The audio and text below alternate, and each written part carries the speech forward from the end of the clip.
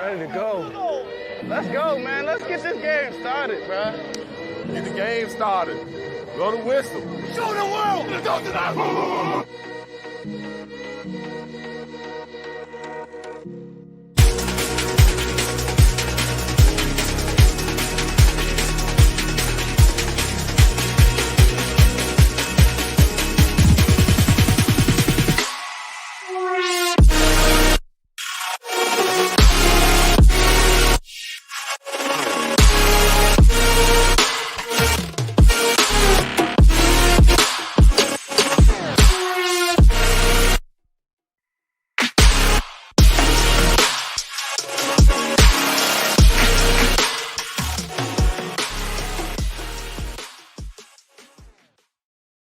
What is up, everybody? Welcome into another episode of The Cut. I'm your host, Christian Williams, and I am here with Randy Hall. Randy, how are you, dude? Doing good, man. I played kickball like twice in the last 6 days. It's weird. I don't understand it, but a lot of fun at work. And now I don't work for the rest of the week until Expo because we don't have tournaments. There you go. Well, that's awesome. I do work all week. I don't get to play kickball, though we did have a staff appreciation party and we were supposed to start a kickball game, but we didn't have enough people, so it's too bad. That would have been a wild occurrence with 3 kickball games between the two of us in the last week, but At this age, in this economy. right in this economy. All right, guys, we are very excited for this episode, talking through our consensus 1s and 2s. From our projection. Shout out to all of our contributors that helped us put together our consensus. This feels like a good time to let you know that we do have a cheat sheet up on the website that will be updated as new information comes through. But if you go to the ffb.com/rankings, up at the top of the page, we have a downloadable PDF for you. So hopefully you can take that with you in your drafts.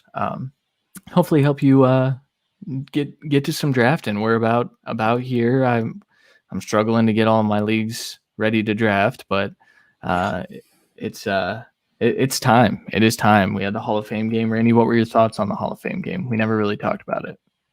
It was solid. I really only got to watch highlights. That was one of the kickball days was that night. So I pretty much just kept getting updates on my watch as I was standing on base. That's about it. Nice. Yeah, it wasn't a great game. It was actually atrocious to watch. But biggest news was Claypool probably staying in too long and then almost getting hurt. More wind knocked out of him. I think that's the biggest thing from the whole game. Yeah, but man, that release looked real good. I hope that him and Big Ben can connect a little bit this year. Except for when they play the Browns. All right, guys. Also on the cutffb.com is a flurry of, we're talking about the Steelers right now, and our guy Brian just broke down the entire AFC North, and we've got a ton of divisional breakdowns coming at you, team specific at this point. So stay on the lookout for those. I dropped my running back article last Saturday or something like that.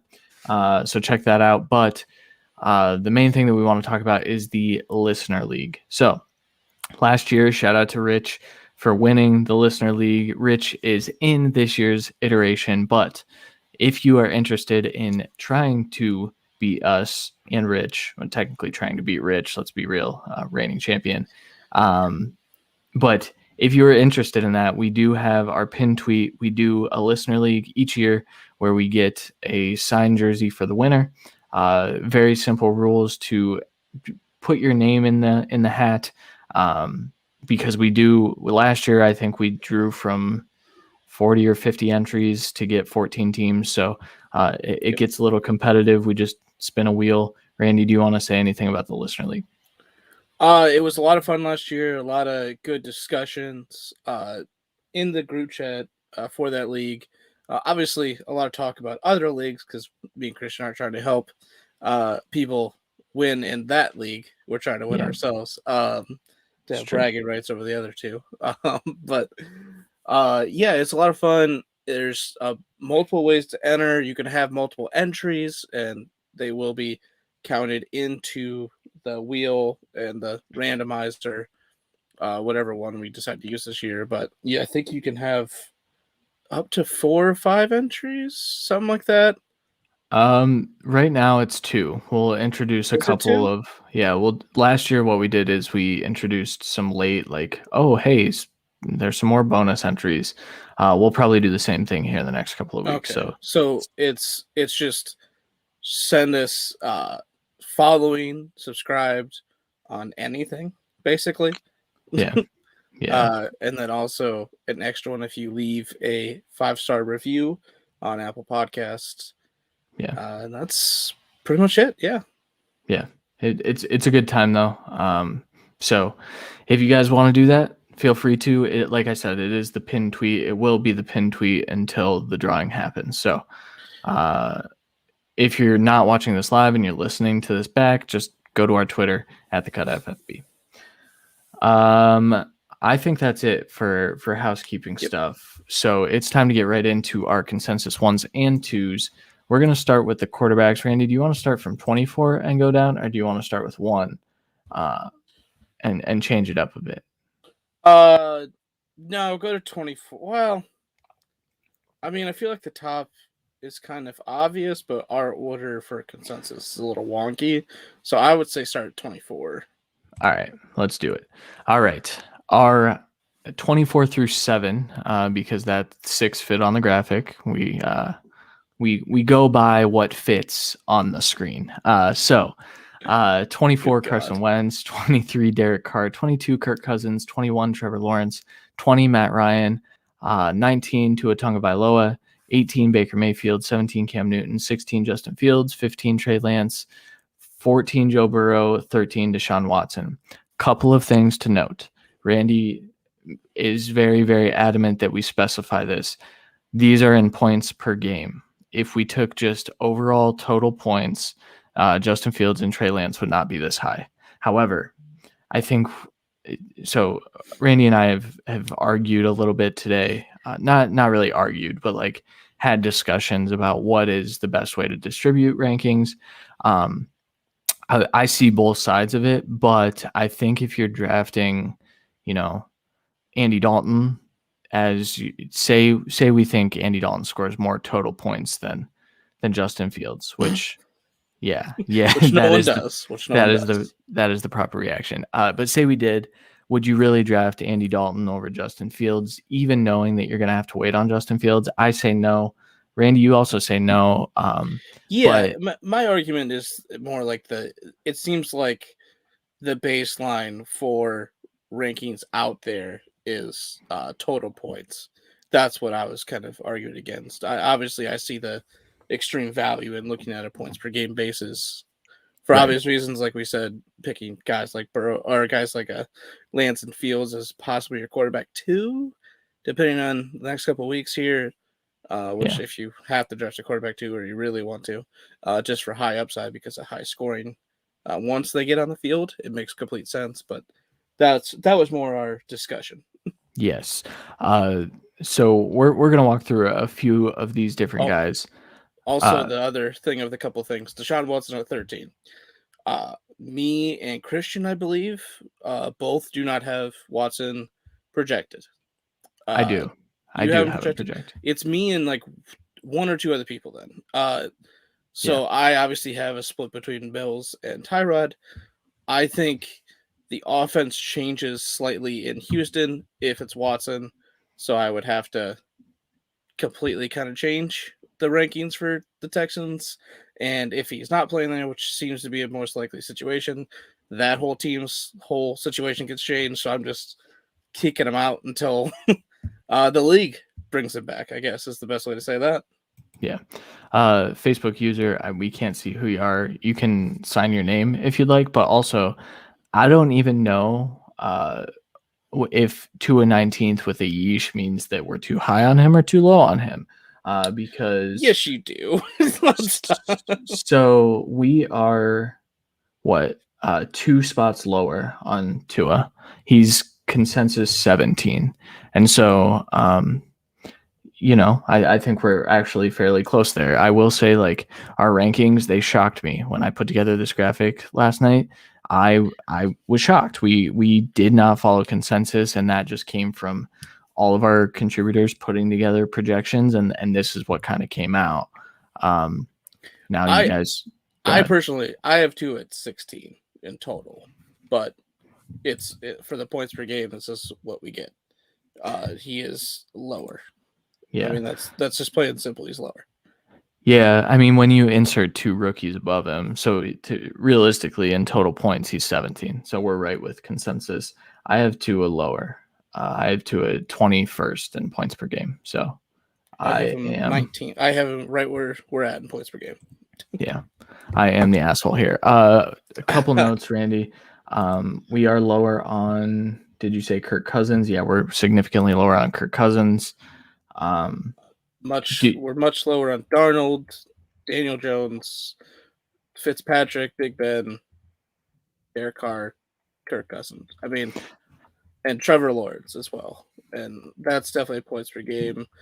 I don't think he's QB 14 this year, but I think it is close.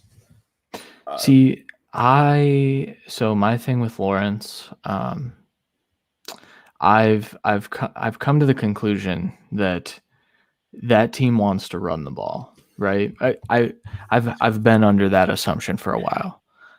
And so I guess my argument is that he's not the best running quarterback. And so rushing gets you an upside. He's not bad at it. He's good. He's not the worst, but I don't think he's going to finish as the top rookie quarterback. Maybe in total points.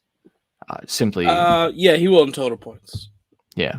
Unless Field starts after week 1, or starts week 1. Yeah. They're just a bad team. That's the hardest thing for Lawrence. I mean, I think dynasty rankings having him 10 through 14 makes perfect sense to me. But this is season long. They're gonna win 5 games at best. Yeah. Yeah, that's fair. Is there any other quarterback here in the top 24 to 13 that you want to touch on? I mean, I guess the Cousins, it's a points per game thing. It's a team that's going to run the ball a ton. Yep. It's going to be a high scoring offense, and he's going to be a solid quarterback for you. But at a point per game, he's not this high contributor.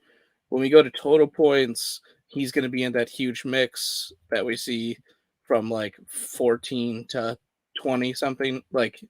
I think it's going to be very, very close and competitive through those 10 rankings. Yeah. Also, I did not specify at the beginning of the episode. Make sure you guys drop a comment and give your thoughts on our rankings. We appreciate, even if you're saying yeesh to our rankings. I mean, we love the dialogue and we like to explain why people are there. And honestly, because these are consensus, there's a chance that we don't agree with them. Granted, they ended up falling in a similar way to what mine looked like. Not identical though. So yeah, for example, I have Justin Fields ahead of Trey Lance because, of course. Okay. The other guys, Joe Burrow at 14. I'm starting to get a little nervous about that. I don't know where I have him. I think it's more around the 16 area, but I think there should be some weight placed on some of the stuff going on in Cincinnati. Their offenses look terrible in training camp. And I did tweet out today, I think the Cincinnati defense is actually pretty good. And so that could be another reason why I think they're actually good. Well, we also put out the early feeler of, hey, temper expectations for at least the beginning, first half of the season for Burrow, coming back from a late major injury. Most quarterbacks tend to come back slowly the next year and kind of come on down the stretch. So. Yeah, makes sense. All right, 12 through 7. Matthew Stafford at 12, 11, Jalen Hurts, 10, Ryan Tannehill, 9, Justin Herbert, 8, Tom Brady, 7, Aaron Rodgers. Thoughts? Pretty alongside consensus there. The biggest difference, I guess, is No, there's not really. I mean, like the biggest difference is like a one difference. One from spot consensus. difference. I think this is pretty locked in. The Yeah. 7 through 12. Obviously, Deshaun Watson returning could throw a monkey wrench in there. Trey Lance or Justin Fields starting earlier than expected could do the same thing. But yeah. No, I agree with that. I think Rodgers might be a little low. Just I think he's going to regress a bit in that offense. I think touchdown regression is happening in that offense. That's the biggest thing. Whether that's Rodgers, a combination of Rodgers Tunyon, a combination of all pass catchers going towards the running game this year, where we saw a regression last year for the running game touchdowns. You know, we have him one spot lower than consensus. Again, I think that's fair. We're just higher on certain people. Well, really one person. That's the only difference. Yeah, for sure. All right, let's get to our top 6 quarterbacks. Here, number 6, Lamar Jackson. Number 5, Russell Wilson. Number 4, Dak Prescott. Number 3, Patrick Mahomes. Number 2, Josh Allen. Number 1, Kyler Murray. This is the part that shocked me, Randy. When I pulled this up, I said, "Oh boy."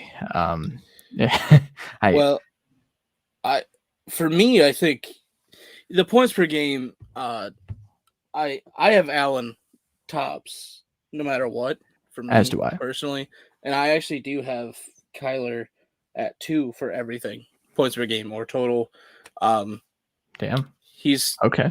He's doing both. Mahomes going to be great, godlike as always. A team that's going to transition to try and run the ball more though, so slightly downtick on some of his stats. Nothing major, but a slight downtick. Dak Prescott a little banged up, takes him down a bit. Aaron Rodgers, we talked about kind of regression there. A little bit of a don't know what Wilson and them are doing with passing running yet. Same with Lamar, so a little bit lower for both. Yeah. I think Kyler and Allen, we know exactly what they're doing. So yeah, there's no question. Ultimately, it comes down to, is the quarterback going to run a lot? And if the answer is yes, then you can make an argument for them to be in the top 12, and especially when they're also prolific passers like Kyler and Josh Allen. I hate on Kyler a lot because I think throwing over the middle of the field is not his strength, but throwing downfield is just outstanding, and he got some guys that are going to help in both of those areas, whether it's Rondale Moore across the middle or on gadget plays, whether it's AJ Green downfield. People are saying that AJ Green looks like old AJ Green. I don't buy it yet. I really don't think I'll ever buy it until I see it, but it seems like the connection between Kyler and AJ Green is going to be there. And so I don't have Kyler at my 1. I actually have him down at 3. I have Josh Allen at 1. I have Patrick Mahomes at 2. But this goes back, shout out to Elvin Ryan, who keeps, he's making a case for Patrick Mahomes to be the QB1. And I get it. I really do. But Patrick Mahomes has just a limited rushing upside. And this season we saw him finish as QB1. He threw 50 touchdown passes. And if you don't think that he's throwing 50 touchdown passes, there's definitely a way that he does not finish in the top 2 quarterbacks. Do you agree with that? Oh, 100%. And I don't believe I haven't thrown 50. I think that's, I believe I have Kyler with a clear upgrade in touchdowns. I have Allen with a downgrade in touchdowns, I believe. It's just he was ridiculous last year, plain simple. Yeah. And the Bills only got better, guys. I mean, they added Emmanuel Sanders. So I have Mahomes throwing for almost 400 more yards, throwing another touchdown, throwing a couple more picks, but just I think he's going to throw a couple more picks. That's pretty much it. I mean, there's nothing. Yeah. I think they're still going to – I think he's going to try to force feed and figure out the other kind of options and, how that'll go. And then I have him running slightly less, but actually getting another touchdown. Like, I have 20 points more for Mahomes this year, but because of the extra game, points per game, that's less than last year. Yeah, for sure. All right. Anything else on the quarterbacks before we move on to running backs? I don't think so. Should be good. Sweet. All right. Consensus running back rankings. These are the ones that I do not agree with as much, but I can get behind them because our contributors put a ton of work into them. So we're going to flaunt them. Damn it. All right. 24 through 13. David Johnson at 24. 23, Chase Edmonds. 22, J.K. Dobbins. 21, Darrell Henderson. 20, Myles Gaskin. 19, Josh Jacobs. 18, Miles Sanders. 17, David Montgomery. 16, Clyde Edwards-Helaire. 15, Najee Harris. 14, Antonio Gibson. 13, Joe Mixon. What stands out to you, Randy? Of those? Yeah, that group. I think Josh Jacobs is slightly high for me, but it's realistic. I mean, I have him like 23, so that's realistic. Outcome, I think David Johnson's slightly high for me as well, but nothing like egregious. I mean, That's actually low for me on David Johnson. I have him like 43 points lower than Darrell Henderson. But that's also because I have some belief in Philip Lindsay, and currently there's a four back split there. So once Mark Ingram gets cut, I think David Johnson gets a little bit more work, and he'll shoot up the rankings slightly. Honestly, a lot of them are pretty close. Najee is low for people, I would say. I have him right now at 12. Not in points per game, but in total points. Antonio Gibson is lower than I'm sure a lot of people would like to see. People want Antonio Gibson in the top 5, man. That's honestly, the hype's crazy. I think most of them are correct. I would say, but I think the non-inclusion of Mike Davis would be surprising. That's my fault. Yeah. Most likely. I still believe that they're going to go more committee, and I actually saw a beat reporter today from Atlanta say that Allison is going to get the work as RB2, and that is going to be more of a committee than people want to see. So I'm actually glad that Mike Davis isn't in our RB2s.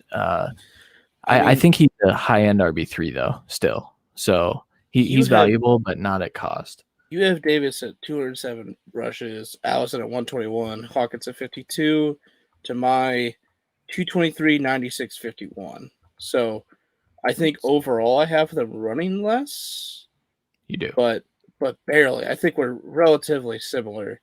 I think if I gave like 15 touches to Allison, we'd be really, really close on these. And I think I just have more passing work. It's close, man. I don't think he's this lock, a steal of the draft as people think, but as an RB3, I think he's solid for your team and won't disappoint. Yeah. The thing that stands out to me here, first of all, David Montgomery at 17. I think that's low. And the reason I think that's low is I think Tariq Cohen's going to be out for a pretty extended period of time still. I don't think that he's ever really going to be a factor in the offense. And while I could say, oh, that work's going to go to David Montgomery, it probably won't. Some of it will go to Damian Williams. But you've got the coach saying we want to run 20 times with David Montgomery. And what that it means in translation is we want to win so that we can run out the clock in the fourth quarter. I get that. But if Justin Fields starts, I think that's possible. I get that people think that David Montgomery can't finish as an RB1, and I don't. I do. Wouldn't bet it. I wouldn't bet that he finishes in the top 12, but I also wouldn't necessarily bet against it. I don't see this there's no chance he's an RB1 again. How does that make sense? If he was an RB1 last year, on a worse team. That's my argument. Yeah, you have him at 275 points to my 241, basically. And that's just simply passing work, I believe. Me giving a little bit more passing work to Cohen, obviously, and I think a little bit more rushing work as well for me. But it's again, I think you're right. If Cohen's out for a duration, we both have him 17 games right now. If we get any more news where he's out a couple more, or I think if he's out 3 or 4 weeks, David Montgomery will show that he can just be the passing back, and then Cohen's kind of rotate in around and be a rotational receiver slot guy and just kind of be a different breed and not take away necessarily from David Montgomery. If you add in 10 more, 15 more targets, he's He shoots up. He's actually RB17 for me. This is perfect for me. I'll tell you what. The other thing that stands out before we talk about the 12 through ones, Miles Gaskin, to me, is a little high. And he was 20th. He is our RB20. And so against ECR, I don't know what that is. It's exactly where ECR is. Yeah. So I get it. But I am of the belief that I just can't see them turning the ball over to Miles Gaskin as much as they did when he got that run. Like he did perform very, very well. But it's just not like Malcolm Brown's there now. They made an effort to bring him in. And so then I think that limits the touchdown upside. And I see a world where Gaskin falls off a bit. I don't see them fully go into like this massive committee. They didn't do that last year. They literally just, okay, you're the guy that's alive. All right, you're getting 70% of the work, and just kept doing that. I could see a step back, but I mean, I'm at like RB22 for totals. I mean, this is the solid range. I think 20. I mean, his ceiling's probably like 15. With like an absolute work share floor of like 30 something. I'm fine anywhere in between, really. It's just for him. It depends where you're drafting him exactly. It's the same with Mike Davis. Like they're getting overly talked about. Like, okay, that round, that's who you take, but it seemingly keeps shifting up around, and the more it shifts up, the more you shift away. That's how that works. Yeah. And we did talk about that on Thursday's episode that was strictly on the podcast feed, so go check that out. But let's get into our 12 through 1. First, we'll start 12 through 7. 12, Chris Carson. 11, Nick Chubb. 10, Jonathan Taylor. 9, Deandre Swift, the proper ranking of those two. 8, Ezekiel Elliott. And then 7, Aaron Jones. Of those guys, people are going to be mad about the Jonathan Taylor ranking. I think that's actually pretty damn close to where he's landing now with the Wentz news and with the Quentin Nelson news. I think that's in alignment, but I don't know that all of our contributors adjusted for that because we still have a lot of ambiguity there. For example, I did not. I just was lower on him. I didn't really need to adjust. Yeah. But I went through and made sure to do all that. I mean, we have him at 10. I have him at 11. Still having really good, but those I have projected with Wentz out 4 games, and if he's out 4 games, you got to kind of say, well, Nelson's out 4 games as well because they have the same fucking injury in the same timetable. Right. So you'd hope they both come back at the same time, relatively. You can't underestimate how much losing quite possibly the best offensive lineman in football will impact the running game. And I think they'll need to throw a little bit more with Eason under the helm. They'll try and run early. It won't be effective because boxes will be stacked. So once Wentz is back, I think he explodes on the scene and does much, much better. But you should temper expectations for that first bit, unless they miss no games, which is also still possible. And if that's the thing, I'll bump back up to where he was, which was probably about 7 for me. Yeah, I've got him at 10, so we're actually right in line with. Who'd have thought? Deandre Swift, I think there's a chance that we end up coming in lower on him based on the groin injury that I saw pop up today. If we get more serious news on that, obviously we'll be dropping that down slightly. I already dropped his workload down slightly from where I started with how training camp's been looking at more of that the true split with him getting a lot of the passing work, but I don't want to disrespect Mo Williams' work in both sides, passing and running, because he's very, very good at both. Yeah. Nick Chubb is a guy that, if everything goes accordingly, Nick Chubb could honestly finish as a top 5 back. I know there's a lot of debate about if that can happen. It can absolutely happen. If you it's a small sample, it's an extrapolation, and I don't condone doing this all the time because it's not going to be a consistent thing. But in the 2 playoff games, Nick Chubb had 9 targets. 9 targets. They were all schemed up screens. I know most people didn't watch every Browns game. We did here. We know that there was a tell. When Kareem Hunt was in the game, it was pretty likely that the Browns were passing. And It was probably like 65-35, I'd say, passing. Right. But then if Nick Chubb was in the game, it was like 90-10. They were running the ball. Well, it wasn't that bad, but it was targeting to Chubb, it was 90-10 for sure. Exactly. Yeah, so, but then what happened is in the playoffs, Stefanski corrected that, and I think we could see an uptick in Chubb targets this year. I know not everyone projects it that way. I did. I have him a little higher than this, but yeah, I still think he has a limited ceiling if Kareem's healthy, but I think there's a world where he could finish in the next graphic, which we need to get to. So our top 6, Austin Eckler at number 6, number 5, Derrick Henry, number 4, Saquon Barkley, number 3, Dalvin Cook, number 2, Alvin Kamara, and number 1, Christian McCaffrey. Shout out to Jeff for the trolling jokes, sarcasm with Christian McCaffrey and Dalvin Cook today. Hilarious. Reading the responses to a sarcastic tweet is one of my favorite pastimes. It's quickly taken the place of baseball. But Randy, these are pretty damn chalk. Do you have anything on these? I'm lower on Saquon, but I also have him missing a couple of games, so I think that factors in. I have him 3 points behind Eckler, 5 points behind Jones, and like 12 points behind Zeke. So if you factor in he doesn't miss 2 or 3 games, he's up to 4 or 5. So yeah. I think that's the biggest thing for me.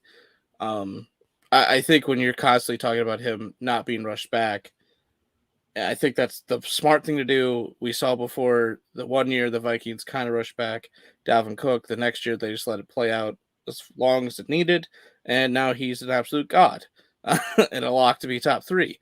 So I think that's what they should do, and if that means he misses 2 or 3 games or barely plays or barely does what his full workload would be, I think that's perfectly smart, but you need to bake in that risk. Yeah. You do. The one thing I wanted to note here is Dalvin Cook at 3. Don't love it personally. I think yeah, I just feel like you can make an argument for him to be the 1 over McCaffrey. You really can make that argument. Now that's solely based on the fact that there's not a lot of continuity in Carolina in terms of it's Darnold throwing the ball. And I don't know what that means yet. And I don't think anyone really knows what that means yet. Is McCaffrey going to be the wide receiver 1 for the Panthers? Probably. And he's going to be the RB1, and he's going to do what Christian McCaffrey does. But I think there's a world where Dalvin Cook is that guy. We talked about Kirk Cousins and how we think that the Vikings are going to run the ball a little more. And that's partly due to the fact that they have a better defense, allegedly. I think they do.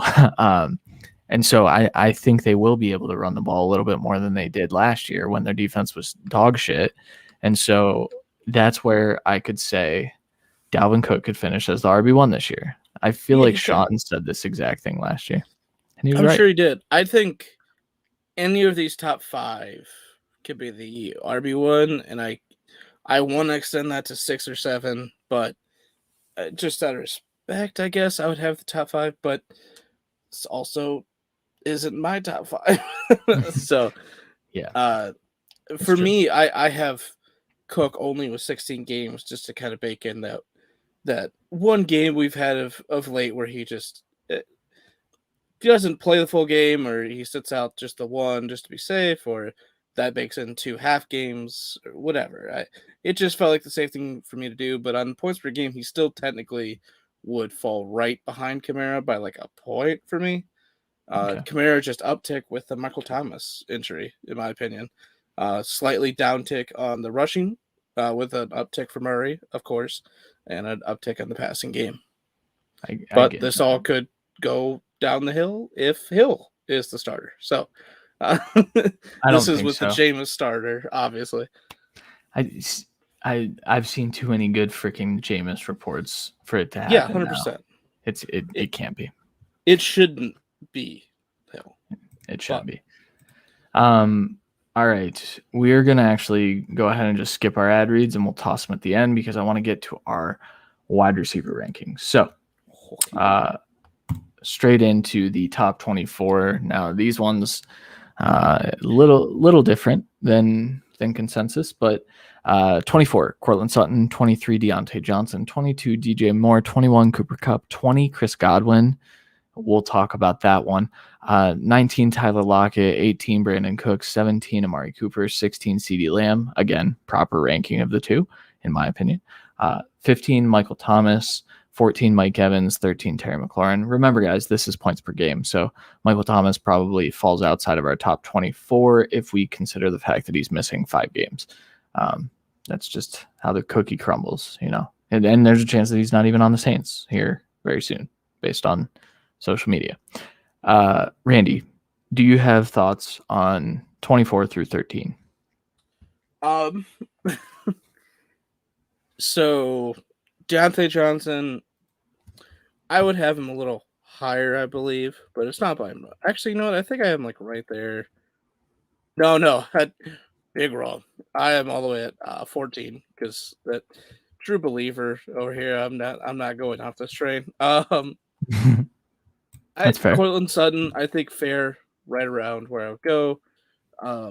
DJ Moore, I have him slightly higher, but I have more of a lead for him over Anderson. If you think it's a little bit closer, perfect ranking. And that's Cooper Kupp. I'm higher, I believe, on Kupp. No, I guess I am lower. Wow, that makes no. Oh, where the fuck is he? Oh, no, I'm actually right in line. Sorry about that. I think most are about right. I have Locket slightly higher, just total points, really. Brandon Cooks, obviously, is the one that speaks out to people. I'm sure we are ultra high on Brandon Cooks. He is a very, very talented receiver, has done it with all shapes and sizes as a quarterback. I don't see why he wouldn't just do it again. Yeah. I have him all the way up at exactly this, 18, so perfect. CeeDee Lamb over Amari Cooper, I think that's been more consensus of late, especially with Cooper's ankle a little banged up. I agree with Michael Thomas. Points per game wise, he's going to stay a top 15 receiver, in my opinion, but he's missing weeks. I think that's pretty clear. Yeah. McLaurin's the thing. Like, he is on that breaking point, and if this offense could truly transition and he gets a bunch of deep targets, I think he could be a top 5 receiver.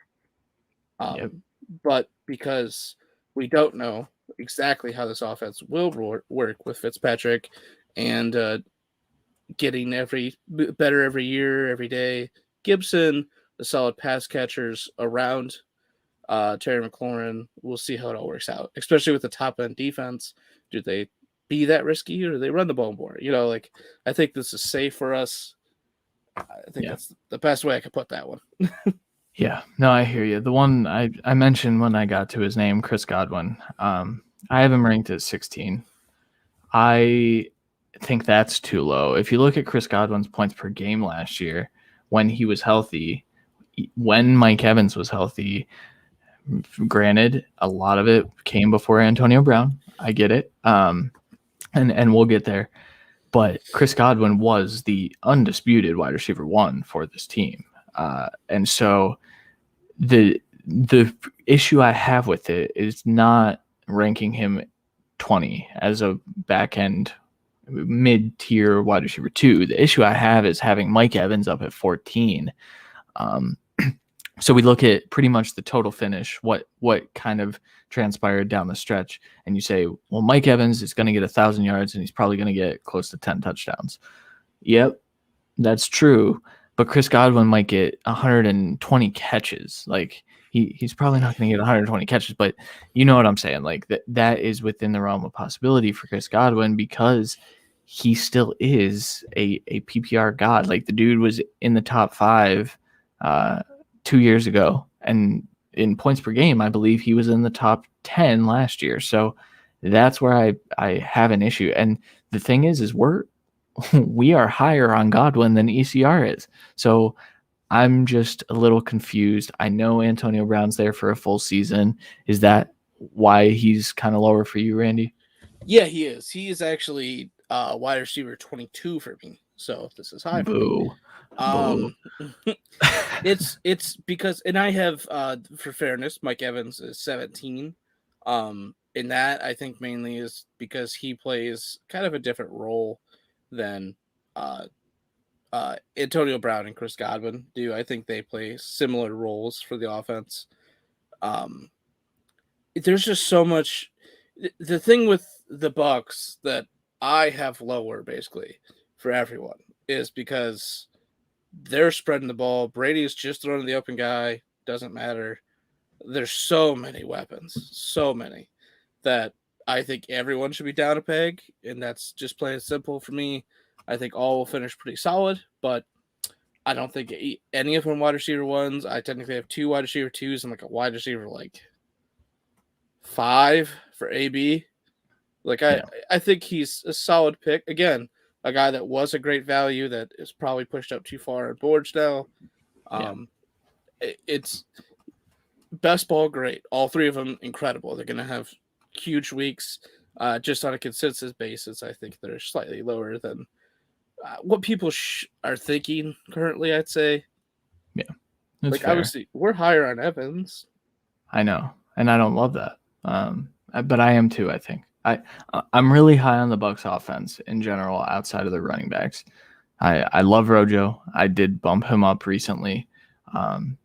It's a passing offense with Brady in year 2 in a system that he struggled with for a few weeks and then still finished the season, I think, with 9 straight wins or something like that, and just pick defenses apart. So he's going to do it again, and that's kind of my argument. I think you could see Evans and Godwin as wide receiver 1s, and then Antonio Brown is like a wide receiver 3 or 4. I think that's not impossible. It's tough. It's not impossible, but then tight ends aren't getting any work. Gio Bernard's getting not that much work. Yeah. There's a world, I just don't see it happening. But, I mean, we're allowed to view the offense differently. Yeah, for sure. Which I just think they're going to score hella points. But, all right, 12 through 7. Yeah. 12, Allen Robinson. 11, Robert Woods. 10, Julio Jones with a Colts logo. I fucked that one up. Yeah, I did these real late last night. I apologize. Julio is not on the Colts. He is on the Titans. Number 9, Keenan Allen. Yeah, all of these are messed up. What in the world happened? Number 8, Justin Jefferson. Number 7, DK Metcalf. I'm going to take I can't believe no one dropped a comment and said, you're fucking idiots. Keenan Allen isn't a Lion. I didn't even notice until now. So, whatever. In terms of where we are on these guys, very, very similar to ECR. Correct, Randy? Yeah. Pretty much a plus minus of 1 to 3 for everyone. We're a little higher on AJ Brown. Definitely not your doing. Nope. We're a little higher on Julio. We're definitely higher on Julio. That's not even a question. That is my doing. He's consensus, or he's ECR wide receiver 20. He's our wide receiver 10, thanks to you. He's 20? Personally, I am 23. Oh my 23. Gosh. Yeah, oh my gosh. I don't get it. I guess I get it with AJ Brown at 8. I guess you can argue the injury that he's experiencing right now gives you pause. And I haven't adjusted yet because I'm kind of waiting to see how long this lingers. But man, if he's healthy, I'm still going to argue that he's the best receiver in Tennessee. I really do think that. So you're allowed to argue it. You're allowed to be wrong as well. I am often that. But I mean, we're lower on Keenan Allen. I think that's more because of me and you being higher on Mike Williams than a consensus. Yeah. I'm high on the top both, 3 are locked in. Ridley, Hopkins, who cares? Pick one. Both going to be good. I think the same goes. You argue against AJ Brown. But I think with DK Metcalf, AJ Brown, Justin Jefferson, one same shit, different tier, same tier, say all the same to me. Like they're all going to be outstanding. Like my wide receiver 12 is CD Lamb with 259 points, and up to up to Metcalf at 278 at number 6. Yeah. I mean, there's not an enormous difference there. A couple of touchdowns, different ways. If Amari Cooper, who's my 13, wasn't there, CD would be a top 5. That's just plain simple. I think he fights and just barely gets that wide receiver 1. There's not much to talk about with the top 5, 6, 7, 8. So that's why I'm kind of going down. The biggest surprise probably would be Robert Woods, but he's going as the wide receiver 11. Yeah. I mean, which rightfully so. I mean, rightfully finally. so. Yeah, exactly. Shit for everyone drafting. Yeah. Honestly, but I mean, yeah, I still believe that Robert Woods is the one in this offense. I think. Yeah, by far. I think he fits the deep ball skill set of Matthew Stafford more than Cooper Kupp. I don't think you can rely right now, at least, on Van Jefferson or Deshaun Jackson to be competent / healthy. So or I don't even count him. Higbee is middle of the field attacking what Woods and Kupp do, but that's I think just the catapult of this passing attack for the Rams is what shoots Robert Woods up, and then you have to take into account the top 12 running back going down for the said team, accounting for probably top 15. Okay, a realistic drop in rushing touchdowns in projection basis, and an increase in passing touchdowns because of said thing. That's got to go somewhere. Why not to the top wide receiver? I know Robert Woods isn't a high touchdown guy. I don't think I have him at a high touchdown rate. It's definitely higher than normal, I would say, but I think this is his best quarterback ever. I don't even think that's a question. So I have both Woods and Kupp at 7 touchdowns. I think that is very realistic. Woods was 6 last year. Kupp with a depressing and surprising 3. I think he gets way more back to normal. And I still have Higbee at 6 touchdowns. So I think there's plenty to spread around with not a lot going into the running backs, but there wasn't like an exuberant amount of work going into the running backs regardless. None of them were fantastic pass catchers. I think Akers was the best of the group, but not by like a wide margin. Yeah. I think we're going to see a little more Xavier Jones and Jake Funk than we want to. I really do. I agree. I have no idea what to do with the second part of that rushing attack yet. Yeah, me neither. So I'm kind of waiting. It could be a free agent, that's or a trade. Like we're nowhere near locked in to Jake Funk and Xavier Jones rotating in, being the 2-3. We're doing a 3 back. Fuck, no, we're not. We're nowhere near that yet. Yeah, it's true. All right, we need to get to our top 6. So we already talked about some of these guys, but AJ Brown at 6, number 5, DeAndre Hopkins, number 4, Calvin Ridley, number 3, Stephon Diggs, number 2, Tyreek Hill, number 1, rightfully so, Devontae Adams.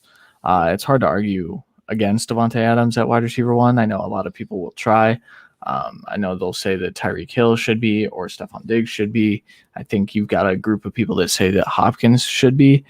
My thing, the top 5 tiered pretty similarly. I think if there is no touchdown regression out of the Packers and Aaron Rodgers, then Devontae Adams is far and away the wide receiver 1. He posted the best, I believe, through 14 or 15 weeks. I don't know if it ended up finishing. He's been insane the last couple of years touchdown wise. Yeah. Like it's not okay. Like he played 14 games last year and had 18. It's absurd. That's an ungodly touchdown rate. Like I don't have him hitting 18, and he's by far and away the wide receiver 1 for me. Yeah, like, it's not even. Devontae Adams can regress by like 30% and still end up being the wide receiver 1. And so we said that about McCaffrey last year, and if he didn't get hurt, then he would have been. The year before. Honestly, I mean, McCaffrey was on pace to be better before Exactly. he got hurt, just like Dak. And again, short span, Dak was like on pace to be the greatest quarterback ever. Just like a couple years ago, Stafford was on pace to be the greatest quarterback ever. It obviously wouldn't continue to a set extent, but it says something, like it does. Yeah. So AJ Brown is 6 again, like Randy said, not because of me for sure. I have Julio over AJ Brown, which I've made that take known by now. So roast me if you want at C Williams NFL. Just don't DM me, just at me, mention me. It's his favorite. Yeah, I think a lot of people are making a case for Calvin Ridley as the wide receiver 1. I don't think they're factoring in what Arthur Smith means to that offense. I think Calvin Ridley can be good as the wide receiver 1. We saw him succeed without Julio last year. It's just Arthur Smith wants to run the ball. I truly believe that. But there's a difference between that line and the Tennessee line and Derrick Henry and Mike Davis. That's where the change goes into pass. I think Ridley gets an ungodly amount of targets. I think he gets a great amount of efficiency because of the offense. My thing is, I think Jeff, ironically enough, tweeted something about this where I don't think there's room for 3 to be really, really good pass catchers in that offense. So I defaulted to Ridley obviously being God and Pitt being really, really good, top 5. So Gage got dropped a bit, also with like Zacchaeus and a couple other guys factoring in a bit more targets than people assume. But I don't think Ridley. I think Ridley's he's a lock for top 10. I think he's a lock for top 5. I have him 5. I mean, I have him lower, but barely. Yeah, I have him at. He's 9 points below Hopkins. Man, I have Calvin Ridley at 7. Which I have in a better team, better offense. So, yeah. I don't have too much to say here. Realistically, any one of these guys can finish as the wide receiver 1. So, except AJ Brown.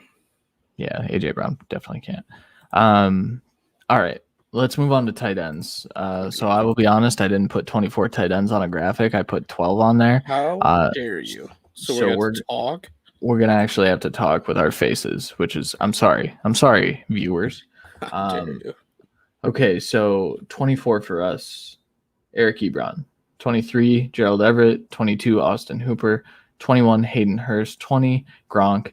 19, Jared Cook. 18, Adam Troutman. 17, Evan Ingram. Good job, contributors. Proud of you. I love that.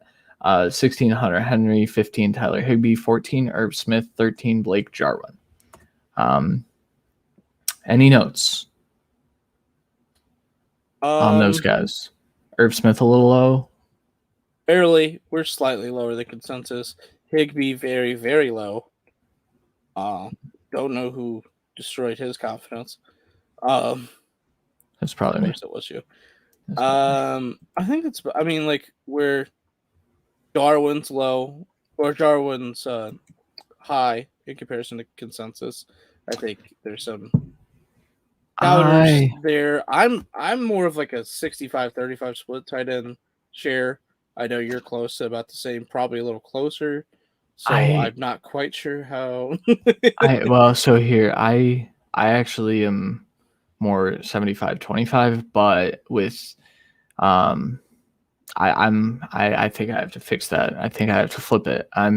I've heard too much about Dalton Schultz tearing up camp and being the tight end 1. Granted, Jarwin's still coming back off the injury, but Schultz was good last year. And so I think he earned some snaps, and I don't think I gave him enough. So I'll have to mend those before we talk about tight ends ever again, which soon, I guess, maybe. Besides us being ultra low in Higbee, I believe we are ultra low compared to consensus on Eric Ebron. I don't understand that. Right? Where are you saying you don't understand why consensus is so high on him? Or are you saying why? Yes. Okay. Yeah. Same. It doesn't make sense. There's not enough to go around.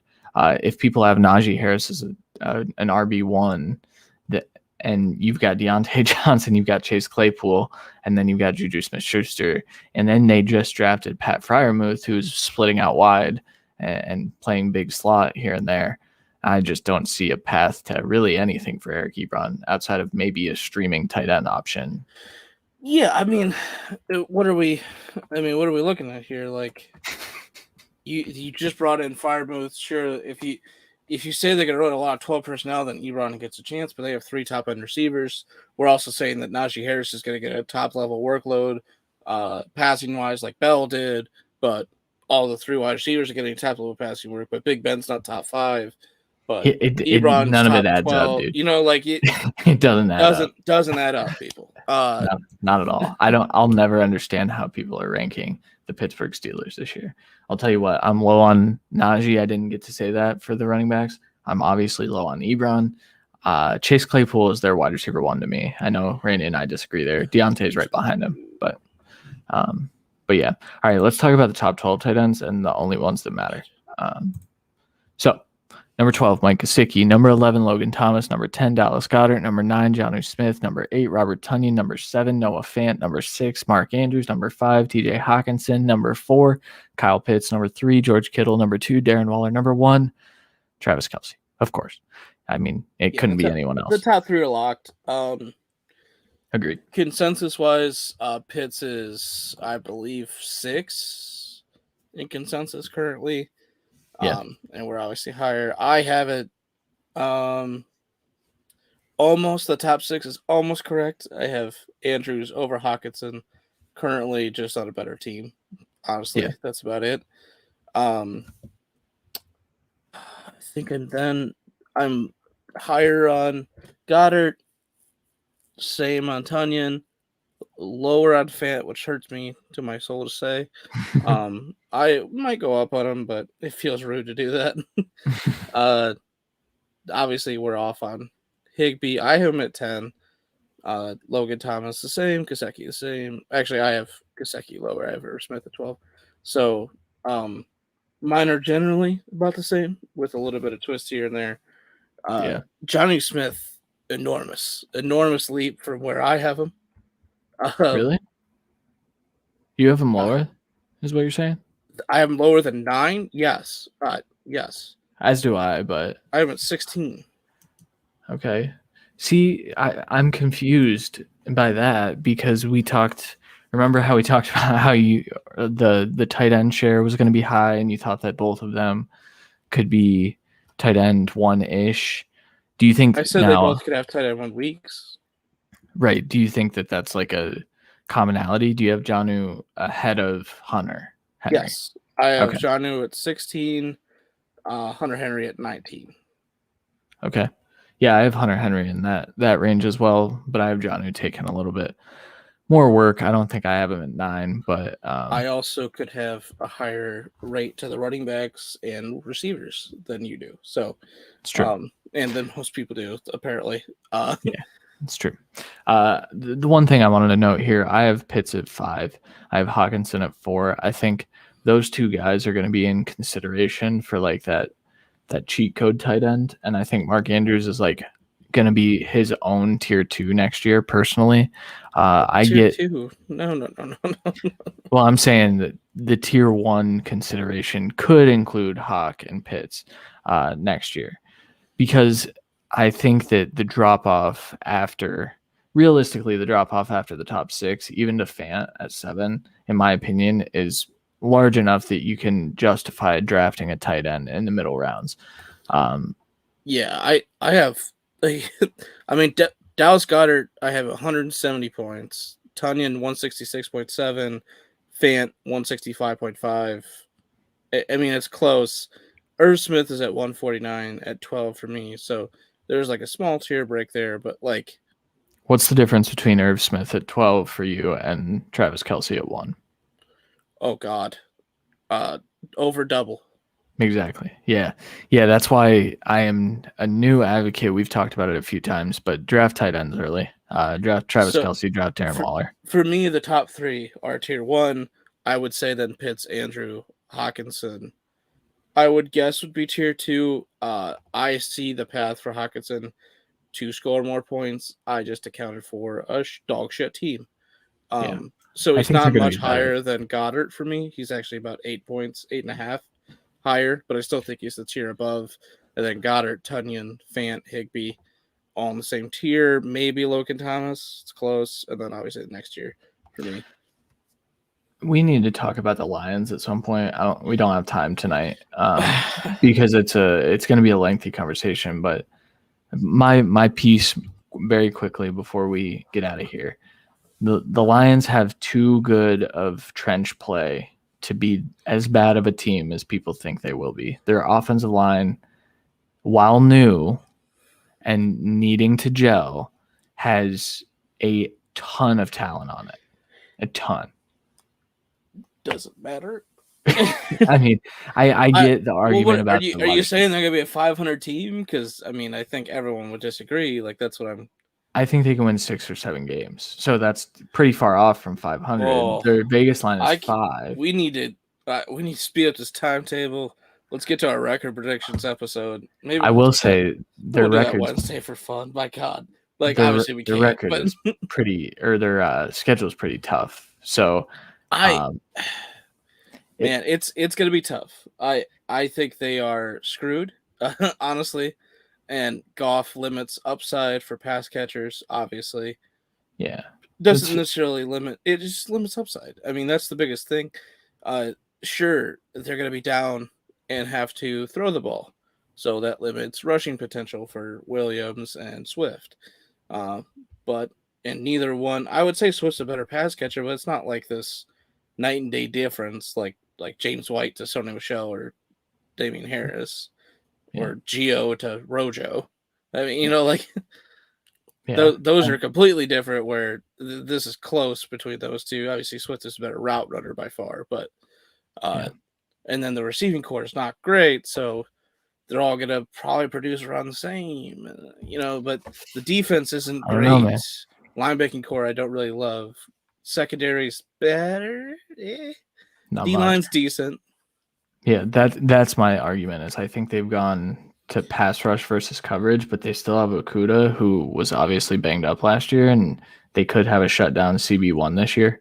And so that's like part of the factor where like if Okudah can take I mean, look, think of the division, Allen Robinson, Devontae Adams. No, I know. Justin Jefferson. I mean, yeah. Adam Thielen too. Yeah. No, I get it. I still see how they can be that effective. I have to relook at our schedule when we might be pushing up the record prediction. We might have to. It can't be Wednesday because there might not be enough time in the next 2 days for us to do entire schedule predictions, but it might be next Wednesday. Yeah, maybe next Wednesday. I think that's a good goal. All right, guys, that'll do it for our consensus 1s and 2s. Make sure you guys tweet at us at the Cut FFB with your thoughts. If you're listening to this back on the podcast, remember that we are live every Monday night around 10:30. We were late tonight by like 4 minutes. I'm sorry. We had to correct a couple things. We had to fix some things. I had to fix some graphics, and clearly I didn't do it right because Julio's on the Colts and Keenan Allen's the Lions. So no, but we are live every Monday night at 10:30. Guys, don't forget that the Coach Approach is live every Wednesday at 8 p.m. as well. They have Herms coming on at Herms NFL. Going to be a great guest. Herms is a great guy. So very excited for that show on Wednesday. And then we are podcast only on Thursday mornings. You'll see our episodes come out Thursday mornings. So we are back up to 2 episodes a week. So yes, I do not off the top of my head know what we're talking about on that show. We will figure that out. It won't be record predictions. It won't be, but it might be next week for sure. But it will be next week, I think. Yeah. All right. Randy, do you have anything to add before we bounce? Nope. All righty. For Randy Hall, I am Christian Williams. We will talk to you guys later this week. Peace. Experience a new way to play daily fantasy sports and esports on Thrive Fantasy. Thrive's game concept revolves around player props, which are simple over-unders on player stats.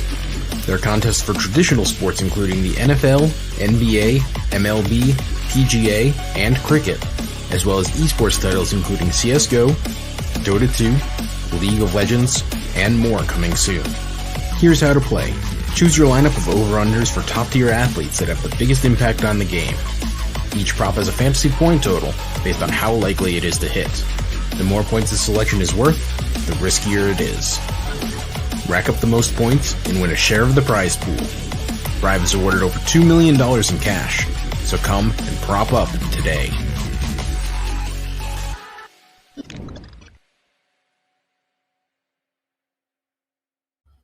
Use promo code THECUT to get matching deposits up to $50 with a minimum deposit of $20. Thank you to Thrive Fantasy. Check out King Fantasy Sports' draft kit and get the advantage over your league mates this draft season. Do the right preparation and start your season off right. You'll get rankings, breakouts, bust values, and sleepers. Have some funky settings? Learn how to make your own projections. Stop sitting on the sidelines and buy it now. Use our promo code THECUT to get an additional 10% off. We're talking $10 to get everything you need in your arsenal to not just compete, but dominate. Check out the link in the description of this podcast episode.